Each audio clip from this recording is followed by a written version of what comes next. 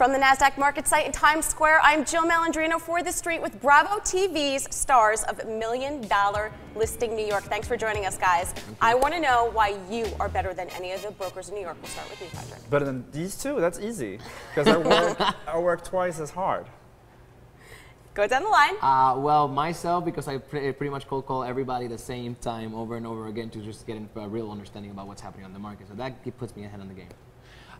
Because you can understand what I'm saying because I speak articulately. Okay, so everyone wants to know this since it's a reality TV show, the fabulous brand of stank attitude that you guys bring on it. Is that how you are? Attitude? You say yes. stank attitude? We like that, though. That's a good thing in New York. You want it's that. It's a very competitive market, especially in this market. No inventory, and I think we fight over the same clients sometimes. And the cameras captures that when we, you know. Right. So the competitive nature of New York real estate, do you continue to see that trend? Is it still going to be not much inventory? Prices just keep going up and up? And is it foreign money that's buying? It's foreign money. No. Well, there's a lot of foreign money. That's what's driving the. Depends what neighborhood and I think what product. Downtown, where I do most of my business, a lot of domestics, not so much internationals like you would think. The internationals are more, the Russians, the Chinese more in this area, midtown around the park. Downtown, a lot of very wealthy locals and domestic money buying second, third homes. That's a big trend no one's talking about. Is that the same thing with rentals as well? Or do you guys focus on the rental market? New York City is a rental market. I mean, it's 70% of the housing in the city is rentals, and it's mostly locals, domestics.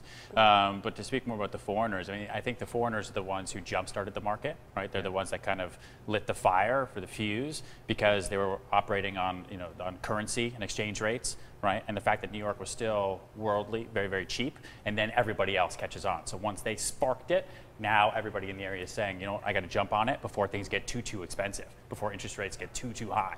Right. And most of the foreigners are not even financing, which is a great thing. It's a lot of cash.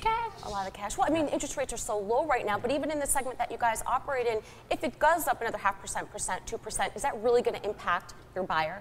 No, Not we're really. Still historically low. Yeah. Right. Yeah.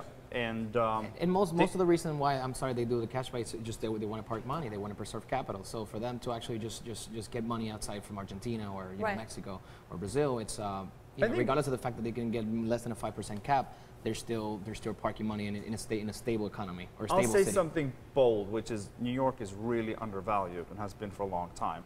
I mean, compared to Monaco, Hong Kong, Stockholm, where I'm from, which is even more expensive than New York now, London, New York is cheap. Buy now. Where's the camera? Buy now. Okay. Well, yes, buy now. Yes, true. It's true, though. It's very much a runaway market right now. I think that's why the summer, I mean, this is the busiest summer that I've ever had. Insane. Ever. It's like the month of July.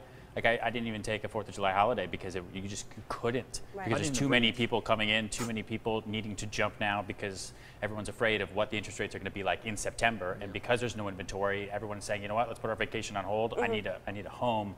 I got to do it now before someone else jumps on. And people are buying. You have to take your time with them because if they sleep for one day, they'll lose everything that they wanted. Because the market is very aggressive. So there's very little inventory. It's a seller's market, so there's more bidding wars than usual. So what about international expansion? Are you moving your business outside of New York?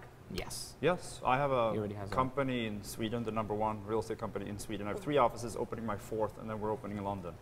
Wow. What about emerging markets? Argentina, South America, I'm Asia? opening in South America. That's my niche. I'm Spanish. It's my first language. So I will do Argentina, Colombia, and Mexico for now, and then Puerto Rico, obviously, which is my first home. Nice.